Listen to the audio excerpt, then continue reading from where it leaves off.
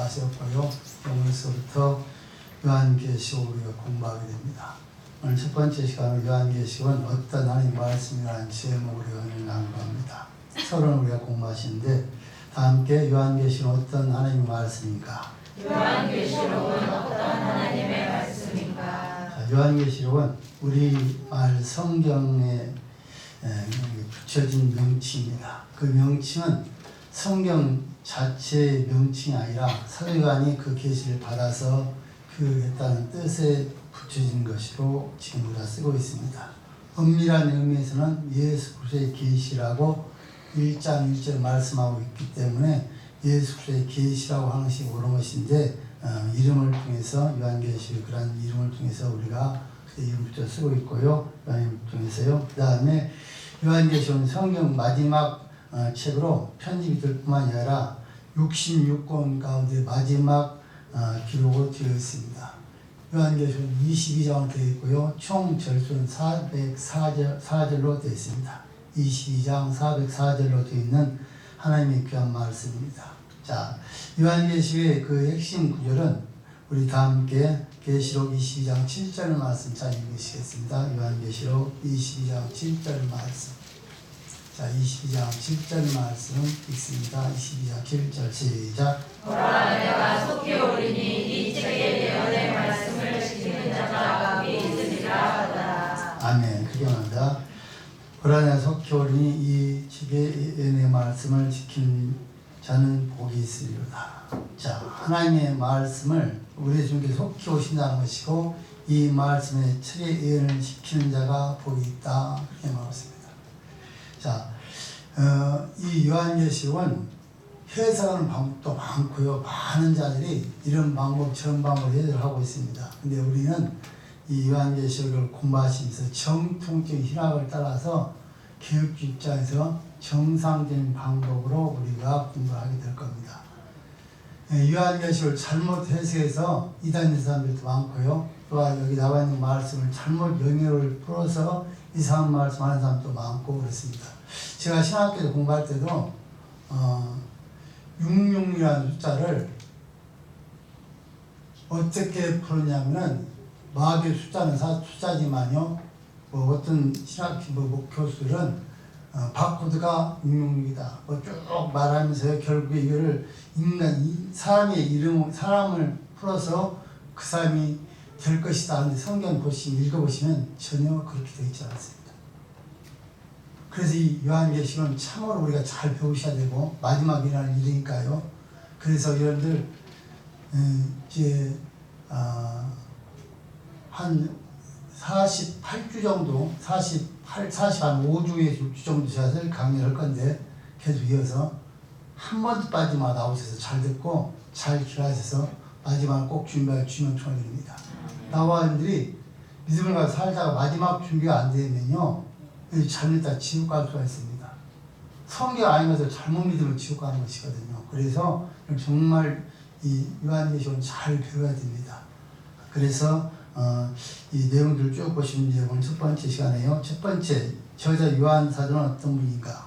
그분은 요한계시록은요 성령께서 사도 요한을 통해서 기록한 말씀으로 말씀 안에 저자 이름이 직접 있어서 요한의 저자임을 밝히고 있습니다.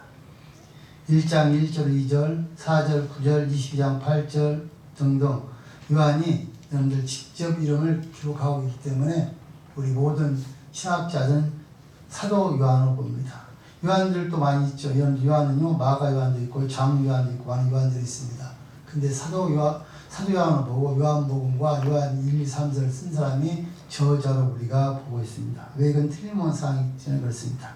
자, 성에 나타난 요한 사도를 살펴보시면 요한 사도는 세베대와 살로메의 그 아들이었습니다.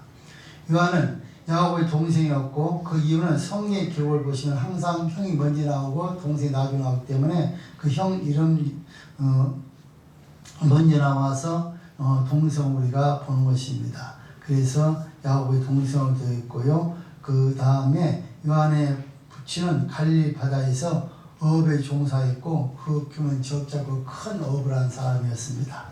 그래서 그가 거주했던 것을 보시면요. 거주지는 갈릴 베스다였고 그 부분에서 그 어머니는 또 그분을 살았고 그 어머니는 살로메로 되어 있습니다.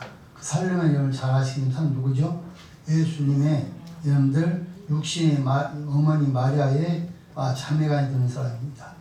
그러니까 보시면은 예수님과 요한은 사충아이 되는 것이죠. 이종사충아이 그렇게 되어 있습니다. 자, 그래서 주님과 이종사충아이 되고요. 그 다음에 요한은 물질적인 여유가 있어서 예루살렘 올라가서 교육을 잘 배웠고요. 또 종리적 훈련도 받았고, 그 다음에 사회적으로 지위도 얻어서 제사장을 아는 다른 제자들이라는 말을 들을 수 있을 정도의 위치에 있었던 사람인 것을 우리가 알 수가 있습니다. 자, 요한의 생애는요 5단계로 구분할 수가 있는데 첫째 단계는 준비 단계입니다. 자, 요한은 세례 요한이 시작했다가 세례 요한 소개로 주님을 믿게 된 것으로 요한복음 1장 35절로 51절에 말씀하고 있습니다. 자, 업으로 두드렸다가 그 다음에 주님의 부르심을 받아 제자가 된 것으로 말씀을 하고 있습니다. 그러니까 그가 와서 요즘 제자하다 갔습니까? 죽고 난 다음에 다들 돌아갔죠. 그때 돌아갔다가 다시 부름받고 와서 그때부터 정상인 제자의 위치에 준비한 단계 그렇게 되어 있고요. 두 번째 제자의 시기입니다. 제자의 시기는 제자가 된 후에 12제자 중에 하나가 되었고요. 그의 그 열심히 인해서 그의 별명을 우리의 아들이라는 별명을 받게 됩니다. 아주 열심히 하나님을 섬겼던 사람입니다. 자, 제자 가운데 주님과 더욱 가까운 그 3인 중에 하나 있고 요한은 예수님께서 변호사님 시험할 때 곁에 있으면서 함께 체험을 했고요. 주님이 십자가의 앞에 까지 따라가서 그 어머니 마리아를 여러분들 유탁받는 그러한 일도 하게 되고요. 부활 후에 베드로보다 먼저 쫓아가서 주님을 만난 부활의 주님의 그 부름을 찾았던 자로 말씀하고 있습니다. 자, 초대교회 시기 때 보면은 요한은 후에 예루살렘 교회의 지도자가 되었고 베드로와 함께 사마리아에 가서 빌립이 사는 교회에서 동역자로 열심히 봉사합니다. 그 다음에 그가 예루살렘 교회 세 기둥 가운데 하나가 되었고 더 나아가서 예루살렘 총회 때는요 총회 회원이 되어서 그가 열심히 일을 했고 그때까지만 해도 요한은 숨겨져 있고 그게 크게 드러나지는 않았습니다. 자, 네 번째 예루살렘 함나후입니다. 자, 네 번째 예루살렘 함나후에는요 그의 그 중심지가 바울로 인해서 예루살렘에서 안디옥으로 옮겨왔습니다. 바울 시대가 지나고 그 다음에 소아 시대가 시작이 되면서 에베소로 다시 중심지가 됐을 때 에베소 교회에서 바울과 함께 거기서 설리원 교회에서 그가 봉사하게 됩니다. 그리고 요한을 통해서 그 다음 세대가 여러분 잘 아시는 폴리가 그 다음에 이레니우스를 통해서 계속 구속사가 이어가는 모습들을 볼 수가 있습니다. 다섯 번째 그의 만년 시기는요 알렉산드리아 클레멘트에서 요한 도시미안이라는 그러한 그 왕을 통해서 그 악나라 왕을 통해서 그가 유배가 됩니다. 그 폭군 통해 유배가 됐는데 밤모섬에 유배가 돼서 거기서 계시를 받아 쓰게 되고요. 거기 있다가 그 잘 아시는 지금 도미시안이 죽고 난 다음에 다시 돌아와서 그가 에베소에서 계속 복음을 전합니다. 나이가 많아서 힘이 돼서 서서 설교할 수 없어서 그 젊은 사람이 부주를 받아서 가서 설교할 때마다 소자들아 서로 사랑하는 말씀으로 많은 사람을 받았고 그 다음에 그가 터툴리안에서 증거된 걸 보면 100세에 그가 순교를 당하는 것을 말씀하고 있습니다. 주 106년에 죽었다고 전해지고 있습니다.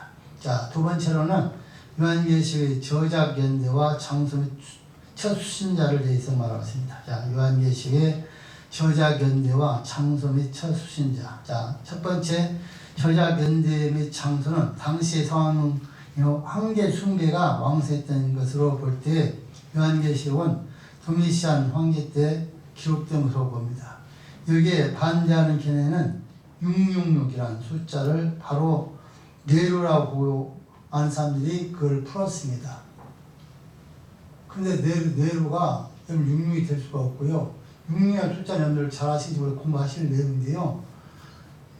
숫자가 계절 숫자 쭉 붙는 게 나옵니다. 이제 계속 공부하실 내용입니다. 근데 6이라는 숫자는 7에 하나 부여한 숫자.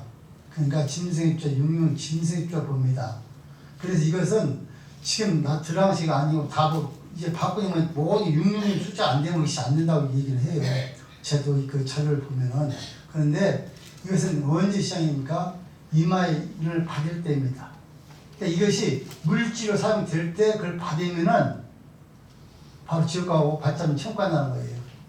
여러분 지금 어떤 시대가 되어 있으면 지금 어마어마한 시대가 되어 있습니다. 그러니까 앞으로 지금 그러니까 제가 갖고 있는 자료에 보면 수십 년 한 10여 년 전에 이미 전 세계 은행들이 다 지금 모두 잘 끝냈습니다. 앞으로 돈이 없는 시대가 옵니다. 그래서 바코드를 전부 다 이마나 손에 찍겠다는 거예요. 그럼 나와 이마에다 해서 우리 바코드를 다 찍어놓으면은 우리가 돈이 없이 예를 들어 차를 딱 버스 타면 버스에 있는 그 프로그램 내 머리에 있는 이마에 있는 이 딱 맞은 중과 동시에 내 통장에 있는 돈이 그 자동 딱 들어가는 시대가 오는 거예요. 그리고 마트에 가서도 돈 계산을 딱 나올 때 그걸 다 계산되는 그러한 시대, 돈이 없는 시대. 그때 666을 받으면 바로 지옥을 간다는 겁니다. 그러니까 나와 지금 어떠세요? 지금 칩을 넣자는 얘기도 막 나오고 그러잖아요. 그 칩을 넣어서 여러분 지금 강아지들 칩을 딱 귀에다 집어넣으면요 족과 다 나와요. 그러니까 앞으로 이게 666이라는 숫자는 화폐로 시작이 될 때 그때 받으면 여러분 지옥 간다는 거예요. 그러니까 지금 뭐 여러분 모르게 666 이건 아니에요. 그러니까 이 성경에 나와 있는 말씀인데 여러분들 이 부분 잘 아셔야 돼요. 그러니까 이 666을 막 인간을 풀고 있다는 사람 누구 이름을 풀고 있다는 사람 풀고 있다면 잘못된 것이다 그 말입니다. 근데 그렇게 푸는 많은 목사들이 있거든요. 우리 한국 그렇게 푸는 목사들이 너무 많아요. 그러니까 이게 성경을 정말 연구를 해야 돼. 안 연구해서 그런 것입니다. 그래서 여러분들 이 부분들 꼭 기억을 하셔야 할 부분이고요. 그래서 여러분들 바로 그러므로 이 도미안 씨의 통치 때 AD 95년에서 96년에 기록된 것을 우리가 봅니다. 기록 장소님들 말씀드렸던 저에게 그 밤모습에서 직접 여러분들 성의 감동을 받아서 신비로운 그러니까 사실 요한계 좋습니까? 직전에서 계시실 때마다 환상을 다 받아 기록한 것들이 여러분들 요한계시록입니다. 이미 이 사건은 구약을 통해서 우리가 보이는 사건 예수길 선지자를 통해서 사인 통해서 그렇게 계시를 우리가 받았던 것을 알 수가 있습니다. 근데 역시 사도 요한도 밤모습에서 하나님께서 주신 계시 통해서 환상을 받아 쓴 것들이 요한계시에 기록된 것을 볼 수가 있습니다. 그러니까 제가 성수를 갔을 때 보니까 밤모습에 그 사도 요한이 있었던 그 기도하던 그 방을 보니까 하나님께서 역사할 때 임하실 때 그 엄청난 그런 것으로 바위가 세 쪽이 갈라졌어요. 금쫙 어마어마한 큰 바위가요. 그 속에서 기도를 계속하면서 하나님 앞에 그 받아 쓰다고 그러는데 그 장소 확실한 장소라서 믿을 수는 없지만 그렇게 다 그렇게 보고 있어요. 보고 있는 겁니다. 근데 앉았다 일어났다 하면서 얼마나 기도하면서 앉았다 일어났다 했는지 어떻습니까? 그가 일을 하면서 하나님 앞에 쓰임을 받았지 도의로 갔으니까요. 종을 왔으니까. 근데 이 발을 잡았던 자를 풀려서 손자가 날 정도로 그렇게 앉았다 일어났다 하면서 기도했던 장소를 본 적도 있습니다. 자, 두 번째는 수신자는요, 누구인가? 여러분, 수신자에 대해서 많은 문제가 있는데요. 요한계시록에는 소아시아에 나오는 7교회를 보는 편지로 되어 있습니다. 자, 2장, 3장에 보시면, 소아시아에 이제 7개 교회가 나오죠. 잘 아시는 점, 에베소, 서머나, 그 다음에 버가모, 도아디라, 사데, 빌라델비아, 라우디게아 그런 7개의 소아시아 교회 나옵니다. 근데 아시아에 이 7개의 교회만 있었던 것이 아니라 잘 아시겠지만 어떻습니까? 빌립보 교회도 있었고요. 히에라볼레아라는 교회도 있었고 많은 교회도 있었습니다. 근데 이 7이라는 숫자는 잘 아시는 것처럼 완전 숫자거든요. 그러니까 완전 바로 이거 바꿔 말하면 그 7개뿐만 아니라 전 세계 줄 편지로 쓴 것입니다. 그러니까 만약에 7개만 준 편지 썼다면 잘못된 것이죠. 그럼 우리가 상관이 없죠. 그러니까 그게 완전 숫자를 정해놓고 이 모든 완전 전 세계에서 모든 교회가 받을 말씀으로 주었기 때문에 7교회를 7한 완전 숫자를 통해서 말씀하고 있고 그래서 지금 우리가 이 모든 말씀을 전 세계 사람 듣고 여러분들 우리가 지키고 있는 겁니다. 자, 그래서 여러분들 우리 다 함께 오늘 본문 3절 말씀 함께 읽어보신 본문 3절이요. 자, 본문 3절 말씀 읽습니다. 시작. 이 예언의 말씀을 읽는 자와 듣는 자들과 그 가운데 기록한 것을 지키는 자들이 복이 있나니 때가 가까움이라. 아멘. 자, 이건 꼭 기억하셔야 할 말씀입니다. 뭐랍니까? 다시 우리 보시면 뭐라 말합니까? 이 예언의 말씀을 읽는 자와 듣는 자와 그 가운데 기록한 것을 지키는 자는 복이 있나니 때가 가까우니라. 하나님의 말씀 읽고 듣고 지켜야 됩니다. 우리 신앙은요, 하나님의 말씀을 읽고 듣고 지켜야 돼요. 그러니까 우리가 이 세 가지 하지 않냐면은 우리 믿음이 없는 거예요. 이런 말씀을 들어야 믿음이 생기죠. 그 말씀을 읽어야 되죠. 그 다음에 이거 알았으면 우리 지켜야 되는 거예요. 근데 많은 사람들이 어떻습니까? 듣기는 하고 읽지 않은 사람이 있고요. 지키지 않는 것이 문제란 말이죠. 그러니까 나와 이런데 하나님의 말씀 꼭 듣고 지킬 수 있기를 주님을 조언을 드립니다. 왜? 그 자가 바로 복이 있는 자입니다. 자, 세 번째는 요한계시의 저작 배경과 목적입니다.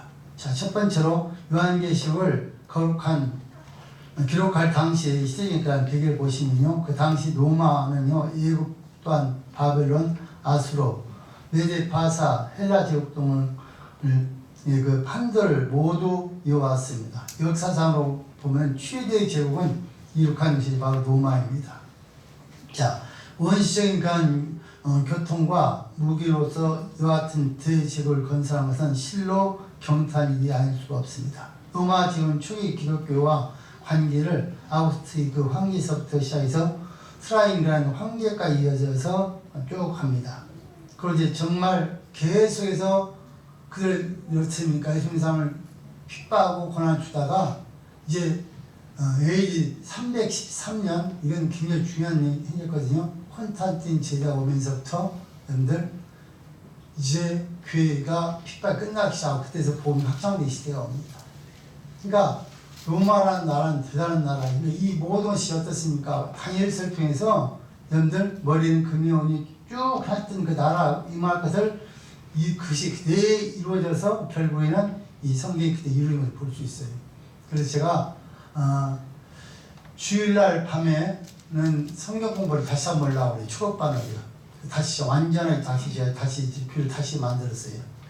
할 거고 수요일날 밤에는 다니엘서를 할 겁니다. 그러니까 요한계시록은 다니엘과 연결돼서 풀지 않으셔도 풀 수가 없습니다. 그러니까 여러분들은 꼭 주일날도 나오셔야 되고 수요일날도 꼭 나오셔야 돼요.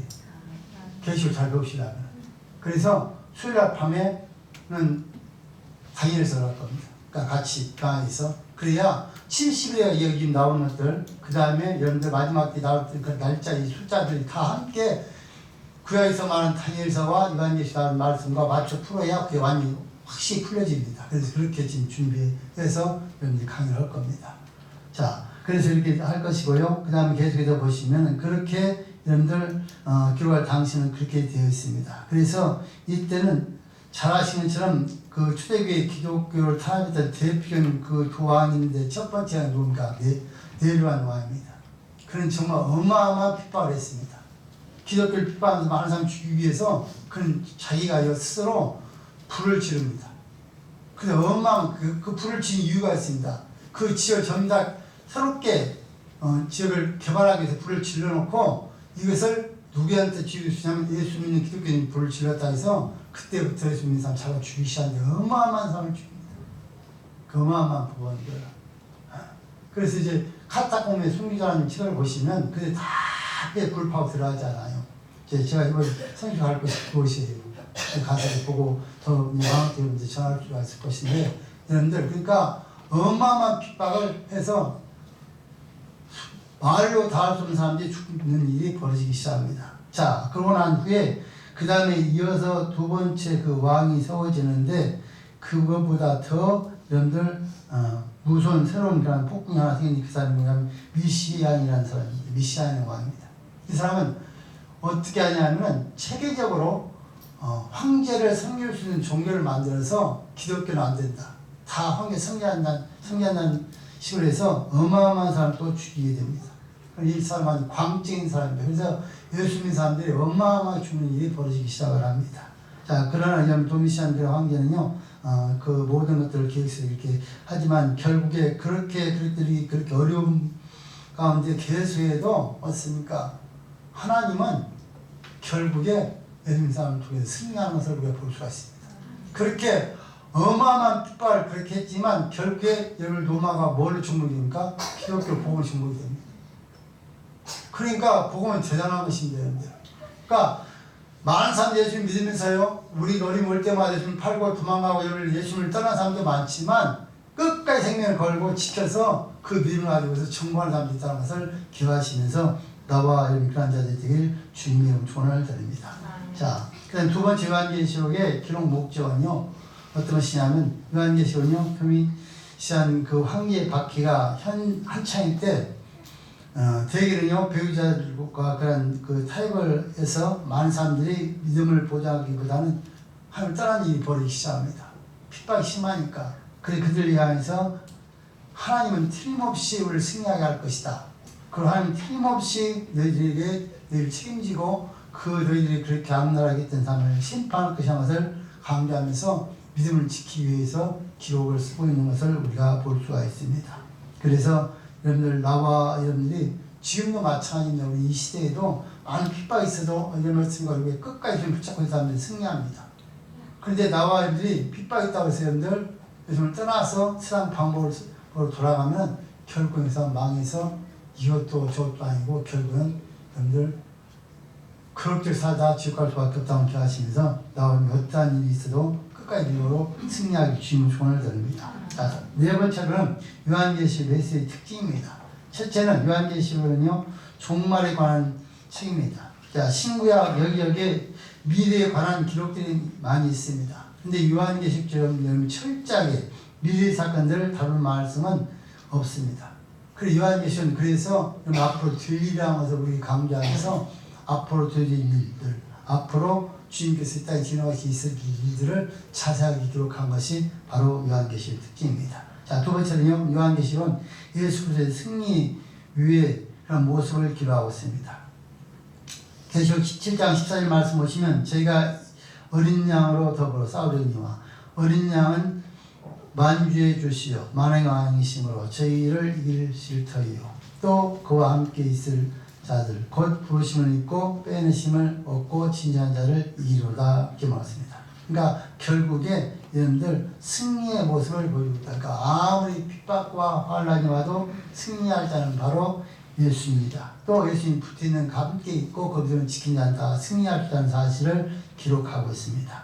자, 세 번째는요, 요한계시록은 원수의 정체를 밝히고 주와 성도들은 그것을 이길 것을 말씀하고 있습니다. 자, 요한계시록 보면요, 계시록 12장 3절 17절까지 말씀 큰 붉은 용에서 말씀하고 있고, 그 다음에 바다에서 올라온 짐승을 계시록 13장 1절로 15절에 말씀하고 있고, 또 큰 바벨론 성 계시록 16장 19절에 말씀하고 있고요, 음료에 대해서 또 17장 1절 등에서 말씀하고 있습니다. 이 원수의 정체를 밝히면서 성도의 궁극적인 승리를 말하고 있습니다. 그럼 많은 이단들이 일어나서 우리를 넘어뜨리기 위해 가까이 가면 복음을 지킬 거지만 결국에는 예수님의 은혜로 우리가 승리할 것을 말씀하고 있습니다. 그러니까 어떻게 승리할 까 나와 믿음을 지켜 승리할 수 있는 내용을 지금 기록한 것이 계시록이다 그 말이죠. 그래서 나와 하나님 말씀을 계시록 잘 배워야 돼. 그래야 나와 믿습니까? 이 시대에 많은 것들 우리 유혹해 온 것을 다 물리치고 승리할 수 있다 그 말이죠. 자, 그 다음에요, 네 번째로는 요한계시록에는요, 성도의 그 많은 축복을 보장하고 있습니다. 자, 성도의 많은 축복을 보장하고 있는데 계시록에 많은 그런 그 재앙들이 있으나 그것들은요, 성도를 위해서 예비된 것이 아니라 악한 자를 위해서 예비한 것들입니다. 그래서 나와 여러분들은 지금 나의 믿음을 지키면요, 요한계시록에 나와 있는 모든 그런 재앙들은 우리랑 상관이 없다.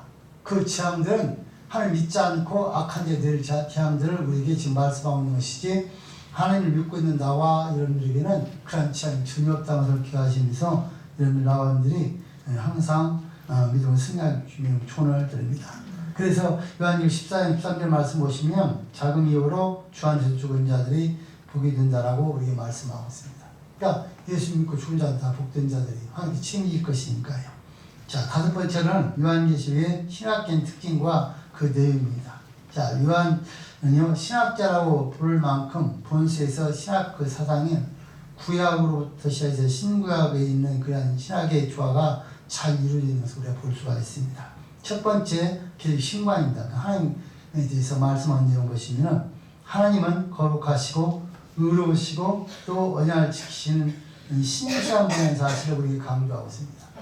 그렇습니다. 하나님은요 거룩하신 분입니다. 그러니까 우리 거룩해야 되는 것이고요, 의로우신 분이고 또 언약을 지키는 신실하신 분. 그러니까 하나님께 하신 약속의 말씀을 틀림없이 지킨다. 그러니까 그 약속을 받기는 어때는데 나버림들이 하나님 말씀대로 사셔야 되는 것이죠. 그럼 그 약속을 지켜서 틀림없이 지키신 분이라고 말합니다. 그래서 하나님의 이런 거룩한 속성은요 악인들을 심판하신다는 사실을 우리가 말씀하고 있고요. 두 번째는 하나님은 이기시는 자들의 아버지가 되신다고 말씀합니다. 성도들은 하나님은 성도들과 함께 거하시고 영원토록 그들의 하나님이 되십니다. 또한 성도의 그 고통을 완전히 제거하시면서 승리하시는 분으로 말씀하고 있습니다. 세 번째로는 하나님은 전능하시고 영원하신 분이십니다. 그래서 하나님은 전능하신 대주제이시고 시간과 를 초월해서 영원한 현재이신 분이라고 우리가 말씀을 통해서 배웠고 그런 분인 것을 우리에게 말씀하시면서 하나님 전쟁하시는 사실을 우리에게 말씀하고 있고 그뿐만 아니라 우리 마음을 창조하시는 하나님이라고 또 다스리시는 하나님이라고. 여러분 우리가 어제 하루 동안에 이러한 사건을 너무 많이 봤습니다.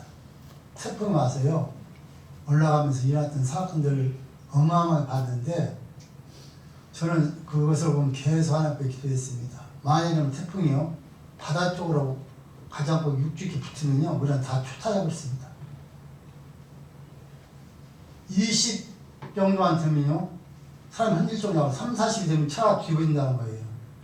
근데 이게 서해안을 오면서도 바다 쪽을 멀리 육지가 멀리 떨어져 오는 바람에 그걸 촉기 지나는 바람에 이 정도로 머무는 거예요. 그것이 만약 우리 육지 초안에 와버렸으면요 우리는 초타져버린 거예요. 제가 이렇게 뉴스를 보니까 저희 창계에 있는 귀에 그 종탑 뜨는 거 보니까요 이 종탑 하나 개 종탑인데 뽑아 올라가서 돌다가 밑에 뚝 떨어지더라고. 그러면 하나님의 바람이 이렇게 무서워요. 그런데 우리 인간들은 이걸 모르고서 자기가 살았다고 제멋대로 살아요. 저는 담대하게 여러분들이 말합니다. 우리가 한국의 모든 세계 역사를 연구해보면 그냥 하나님이 제안 주신 건 한 번도 없습니다. 우리가 범죄할 때만 그런 제안 주시는 겁니다. 그럼 우리나라 지금 엄청난 범죄를 하고 있거든요. 다른 건 다 모르겠고 저는 정치 잡을까 그건 다 덮어두고 동성애를 통과시키는 거 차별 이런 것들은 정말 앞에 큰 재앙 중에 재앙이에요. 어떻게 동성애 여러분들 같이 살 수 있으면 말이 안 되잖아요. 이거는요 창조체를 파괴를 하나님께 도전하는 거예요. 그러니까 하나님께 우리 지금 맛을 살짝 보여준 거예요. 만약에 더 범죄하면 더 큰 재앙이 나요. 우리나라뿐만 아닙니다. 미국도 역시 마찬가지입니다. 여러분 미국을 연구해보면요 그들은 정말 복받고 엄청난 축복을 받고 사는 나라예요. 그런데 하나님 떠나서 예수님 떠나서 예수님 믿지 않고 잡신을 믿다 보니까 허리케인 이런 것들이 갑자기 생겨나서 어마어마한 피해를 주는 거예요. 근데 그들이 기도하지 않잖아요. 그러니까 계속 와요. 그럼 우리는 회개하셔야 돼요. 저 세상 사람 모르니까 몰라서 그게 주인지 모르잖아. 그러니까 예수님 나발님도 회개하는 거예요. 우리가 하나님 앞에 열심히 기도하지 못하고 열심히 살지 못해서 이런 일이 왔다고 우리가 회개할 주님을 초원드립니다. 그것이 곧 나를 위한 기도예요. 나를 위해서 하는 기도가. 그러니까 여러분들 우리 하나님은요 정말 대단하신 분이에요. 어저께 제가 우리 장님 그 병원에 가려고 우리 집사람 같이 나갔어요. 그 이제 그 태풍 저 북한 들어갔다고 그래서 가다가 이 봄 저 옆에 가기 봄을 갔는데 바람이 부는데 우리 집사람이 이 우산을 폈는데 우산이 폈다 우리 집사람이 어쩔 줄 모를 정도로 막 바람이 부는데 순간에 그것만 다른 곳은 그렇게 불지 않는데 그래서 제가 그래서 가지 말자 그냥 위험하다고 그냥 다시 돌아왔거든요. 그러니까 하나님께서 하신 일을 우리가 절대 막을 수가 없습니다. 우리 인간들이 아무리 개발하고 발명하고 별짓을 다 해도 하나님께서 하는 일은 절대 막을 수가 없어요. 그 전지전능하신 하나님께서 여러분들 우리에게 앞으로 진리로 오신다는 겁니다. 그러니까 여러분들 우리가 준비하셔야 돼요. 그러니까 이런 사건이 이미 선 기록된 사건입니다. 마지막 때 나타난 사건을 이미 말씀하셨고 그 사건이 지금 우리 나타나고 있는 거예요. 그럼 바꿔 말하면 곧 예수님이 지금 가까워 있다는 거예요.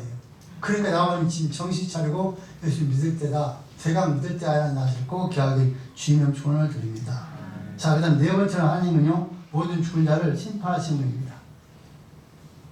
여러분들 우리 앞에 죽었던 우리 뒤에 우리는 살아있다가 주님 만난다는 그 살아있는 채로 늘 시간으로 변화돼서 심판을 받을 것이고 미리 주님 다 함께 심판을 받습니다. 죽었든 살았든 간에. 그래서 하나님 말씀대로 믿었던 자는 천국으로, 믿지 않는 자는 지옥으로 갈 수밖에 없습니다. 그래서 그 하나님께 심판하실 것이고요. 두 번째로 계시록의 그 기본 기독론은요, 예수 그리스도의 그 역사적인 인물이라는 사실을 우리 쭉 말씀하고 있습니다. 그래서 예수님이라는 말씀을 많이 사용하고 있고요. 그러니까 그리스도의 말씀도 사용하지만 마침 예수의 말을 한 거예요. 왜? 예수님 인간을 지금 말하고 있으니까. 그러면서 가끔 거기다가 그리스도의 그 신적인 부분도 사용해서 쓰고 있는 것을 우리가 알 수가 있습니다. 자, 그리스도는요, 유일하신 하나님의 아주 선지신 하나님이십니다. 그러니까 하나님 여러분 2000년 전에 오신 것이 아니라 이미 하나님 함께 계셨어요. 선지하셨는데 우리의 죄를 용서하시고 우리를 구원하시려고 육신의 몸을 입고 이 땅에 오신 거예요. 그 선지하신 하나님을 소개하고 있어요. 요한계시록에서요. 그러니까 나와 있는 우리 하나님은요, 어떻게 믿었냐고요? 100% 인간이면서 100% 신이다. 그게 믿어야 돼요. 그러니까 인간 오시기 전에 먼저 이미 하나님과 함께 계셨던 분이고, 그 하나님이신 하나님께 직접 육신의 몸을 입고 이 땅에 오셔서 우리와 함께 하신 것을 우리가 알 수가 있습니다. 자, 세 번째는 그리스도는요, 하나님 어린 양이라고, 대제사장이라고 표현하고 있습니다. 자, 어린 양은 뭡니까? 양은 여러분들 우리 위해서 죽어서 희생심을 위한 것이요, 대제사장 주를 속하기 위해서 오신 것들을 표현하고 있는 내용들입니다. 자, 세 번째로 계시록은요, 성령님은 조금 약한 것으로 보이지만 사실은 그 안에 보면요, 삼위일체에서 말씀한 내용들도 있고, 또한 성령의 직접 위안을 어떻습니까? 감동시켜서 계시를 주신 것에 대해서 말씀하고 있기 때문에 그렇게 특별한 그런 약한 부분이라고 볼 수는 없습니다. 그 다음에 네 번째는요, 계시록의 종말, 계시록의 그 종말론에 대해서. 자, 그리스도는 부활 승차하심으로 메시아는 통치를 시작하셨고, 신약의 전시대는요, 종말 때라고 말씀하고, 구원 시대는요, 어떻습니까? 현재 종말 시대를 구하고 있습니다. 그렇지만 앞으로 주님께서 이 땅에 재림하셔서 우리가 함께 살 것을 여러분들 종말론에서 말씀하고 있습니다. 자, 계시록에서 다섯 번째는 여러 가지 그 상징들을 의미하고 있습니다. 자, 본서 계시적인 방법으로 말씀하고 있는데, 전편은요, 유대하고 주입전은 환상태에서 말씀하고 있습니다. 그래서 이것을 바로 유대에서는요, 계시 문학의 완성이라고 말하고 있고, 극치라고 말하고 있습니다. 구약의 예언자들 말할 때 뭐합니까? 주께서 말씀하시기를 그렇게 말하죠. 그런데 신약에 와서 계시록에서는요, 뭐라고 합니까? 내가 보니 그렇게 말합니다. 다 보고 썼다는 거예요. 뭐니 구약의 예언자들은 하나님께 말씀하시는 걸 받아서 썼고, 계시록은 직접 자기가 보고 쓴 것이에요. 그 차이점이 있는 것을 우리에게 지금 말씀을 하고 있습니다. 자, 수까지만 하겠습니다. 자, 요한계시록은 숫자가 많이 나옵니다. 1, 2, 3, 7, 4 이런 숫자 나오는데, 여러분 메모하실 분은 메모하시고요. 머리가 좋으신 분은 그냥 들으시고. 자, 1이라는 숫자는 뭔가요? 절대적인 수입니다. 1은 절대적인 수, 바로 하나님을 말하는 수입니다. 2라는 숫자는요, 증인의 수입니다. 2라는 증인의 수를 말씀하였고요. 3이라는 숫자는 삼위일체를 말합니다. 성부, 성자, 성령 삼위일체를 말할 때 3이라는 숫자를 쓰는 것이고요. 4는 동서남북의 숫자를 말합니다. 4는요. 그래서 이건 동상 땅의 숫자를 말할 때 4를 사용하는 것이고요. 그 다음에 7이라는 숫자는 지금 요한계시 54번에 쉬운 4번에 나타나는데요. 3과 그러니까 하나님의 완전수와 땅의 완전수를 맞춰서 합해서 완전수, 그러니까 땅과 하늘과 땅의 완전수가 7이라는 숫자입니다. 그래서 완전수를 말할 때 항상 7을 사용하는 겁니다. 자, 그 다음에 이어서요, 열이라는 숫자는 세숫된 완전수, 땅의 만수를 말씀하고 있는 것이고요. 12는 3 곱하기 4로 역시 이것도 완전수인데요. 12 제자를 표시할 때 12, 그 다음에 사도를 표시할 때 쓰는 여러분들 완전수를 말합니다. 그 다음에 계시록 2분의 1이라는 말이 나오거든요. 그건 절반, 그 다음 잠시라는 뜻으로 2분의 1을 사용합니다.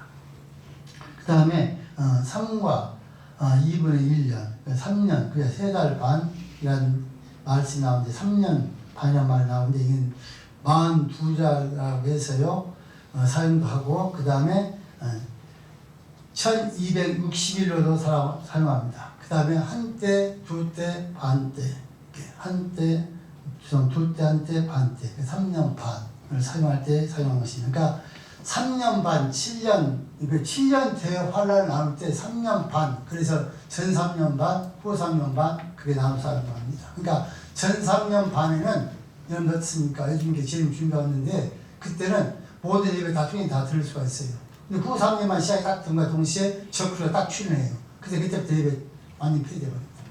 절대 예배 드릴 수가 없어요. 그러니까 그때 예배 드리는 사람은 순교를 해야 됩니다. 그러니까 그때 어떻게 할 것인가 이게 정말 중요하죠. 자, 그래서 여러분들 그런 숫자가 여러분들 나와 있고요. 그 다음 24라는 숫자는 바로 여러분 잘 아시는 것처럼 하늘과 땅의 구약과 신약을 통틀어서 하는 말. 그러니까 24장로와 그 다음에 12사도.